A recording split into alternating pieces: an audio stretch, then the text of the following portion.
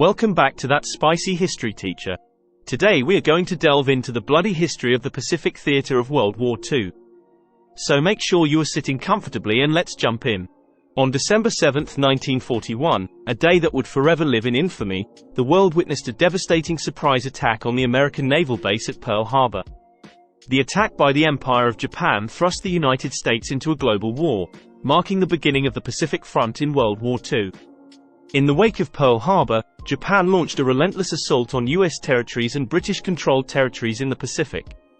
Guam, Wake Island, the Philippines, Hong Kong, Malaya, and Burma all fell victim to Japan's advance. With the U.S. Pacific Fleet severely damaged and America unprepared for war, a difficult decision had to be made.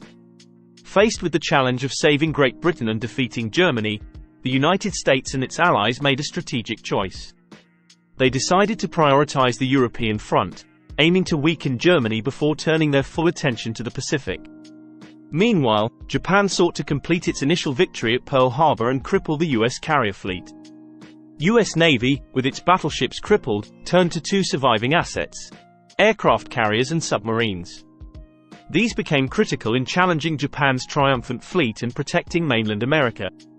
But as the U.S. launched attacks on Japanese naval forces and merchant ships, the learning curve proved costly and deadly. Throughout the winter and spring of 1942, the war news from the Pacific was grim. Japan rapidly expanded its empire, creating a defensive perimeter that stretched from Alaska to the Solomon Islands.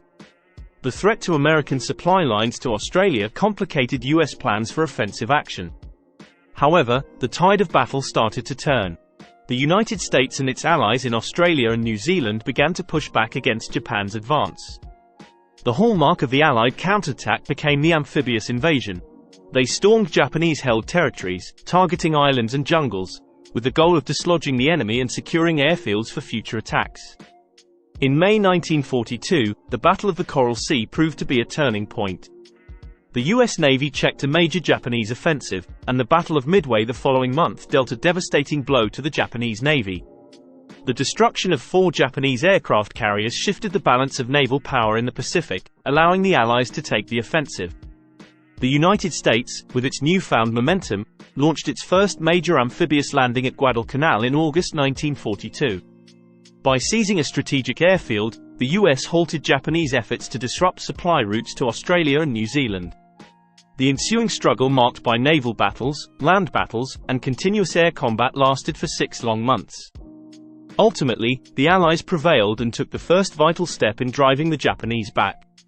With Guadalcanal secured, the Allies continued their advance, employing a new strategy known as island hopping. Rather than attacking heavily fortified islands, they strategically bypassed them and focused on seizing lightly defended locations that could support future advances. This strategy weakened Japanese strongholds, isolating them and leaving defenders to suffer from starvation and disease. The Allies' Pacific strategy developed another key feature: advancing on 2 fronts. While General Douglas MacArthur's troops hopped from island to island in the Southwest Pacific, a Central Pacific campaign began with the invasion of Tarawa in the Gilbert Islands. By 1944, the tide had shifted further in the Allies' favor. The Allies steadily made progress, reducing Japanese bases in the Central Pacific. As the Marshall and Mariana Islands fell to U.S. forces, airfields were constructed in preparation for airstrikes on Japan itself. The strategic positioning of the Marianas allowed for the deployment of advanced B-29 bombers, bringing the United States closer to the heart of Japan. As the U.S. prepared for aerial bombardment, military leaders faced a difficult decision. A massive invasion of Japan, codenamed Operation Downfall, was estimated to result in 1 million American casualties. To avoid this, President Harry Truman made the controversial decision to use atomic bombs. Hiroshima, a manufacturing center, became the first target. The bomb, known as Little Boy, was dropped, causing immense destruction. But it wasn't until the second bomb, Fat Man, was dropped on Nagasaki that Japan finally surrendered on August 15, 1945. The devastation inflicted by the atomic bombs remains indelible in history. The death tolls, both immediate and long-term, from the bombings of Hiroshima and Nagasaki are estimated to be in the tens of thousands. On September 2, 1945, aboard the USS Missouri, the formal surrender agreement was signed, bringing an end to World War II. The Pacific Front had been a theater of immense sacrifice and determination, and its impact on the world cannot be underestimated. From Pearl Harbor to Hiroshima, the Pacific Front in World War II forever shaped the course of history.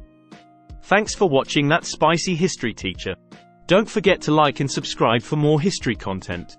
Comment below which event you'd like us to cover next.